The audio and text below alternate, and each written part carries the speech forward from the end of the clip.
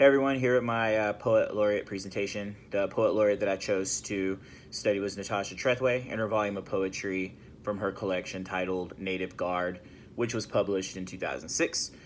This collection was extremely moving to me and quite inspirational as I went on the journey with Natasha through her childhood and into her adulthood. I was particularly moved by the poems that were dedicated to her mom, who was killed as a result of domestic violence. I was truly inspired by how poetry was probably used to explore those feelings and possibly provide a bit of healing when it came to dealing with such a traumatic experience. Me personally, I couldn't imagine that pain, but I really respect how that pain may have translated into beautiful poetry. I know the assignment called to read half of the volume, but I went ahead and read the entire thing just because I started with one and just kept reading just because I thought all of her poems were amazing. The ones that stuck out to me in regards to composition, the three actually that kept coming back to me while I was trying to pick were Graveyard Blues, Letter, and Glyph Aberdeen 1913.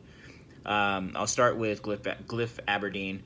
The poem told of a photograph of overworked and most likely malnourished African American boy who's stuck with the burden of picking cotton. The poem seems like it started as a simple analysis of the photograph, but I was captivated by the end of the poem, which climaxed at three questions that were begged: how much cotton, how much food, and why, Lord, why? The questions kind of worked their way from the field to the house to the church, and then it seemed like the way she compared his body to dirt heaped on top of a grave, essentially to death, meaning there was no answer in sight for that boy in the picture.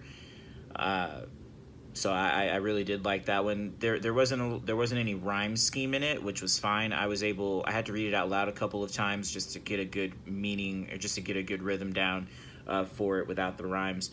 And I was able to really read it and get the message that it was relaying there.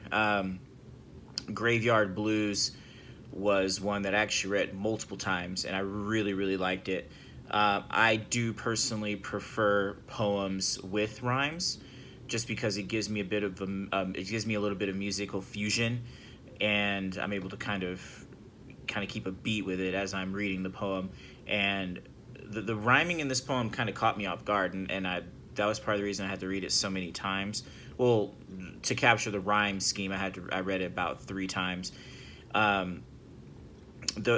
She rhymed in threes, but she used two of the words twice, and she did it throughout every single bit of the throughout every stanza in the poem.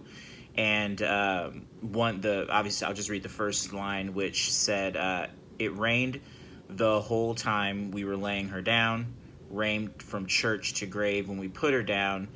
The suck of mud at our feet was a hollow sound." So she rhymed down, down, and then sound. And then she did that throughout the poem from beginning to end, which I thought was pretty cool. I'd never seen something rhyme that way. Obviously, I listen to hip hop music, and I tend to kind of question when rappers rhyme the same word, but in this sense, she did it, and it was tasteful, and I really liked it. And I actually used that technique in one of the poem assignments for this week. The last poem that I'll touch on here was Letter, and I like this poem because it really just was a poem about a simple errand, and how that errand kind of turned into this symbolism of her life and the death of her mom. She misspelled errand when she was writing a letter to a friend, and instead of a D at the end, she put a T. And there's a lot to me. There were so many levels in that. Errant, which is a separate word, which is defined as erring or straying from the proper course or standards. That fits obviously with the death of her mom, the untimely death of her mom, who was, you know, while Natasha herself was young, her mother was young, and she was, you know, killed, and obviously that deviates from a standard from a standard life. And then she connected the T to a cross, and then went in symbolisms with, you know, Ash Wednesday, the shape that of an ash that you put on your forehead.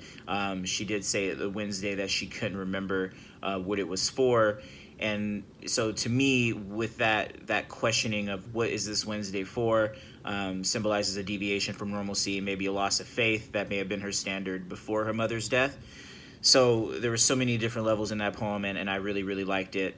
The entire work was incredible, and definitely was worth the read. I'm glad I chose it. So that's my presentation. Can't wait to read everybody else's, and yeah, I'll be reading you guys' work soon. Have a good rest of the semester.